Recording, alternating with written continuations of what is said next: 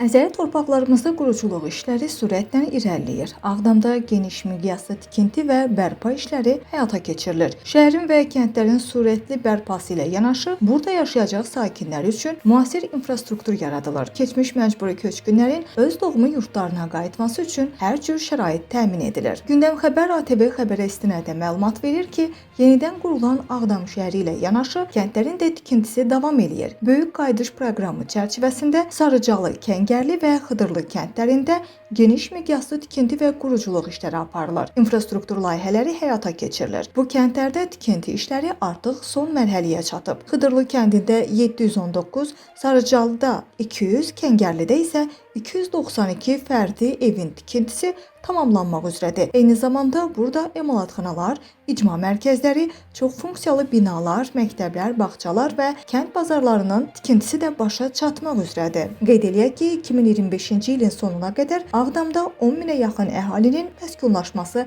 nəzərdə tutulur.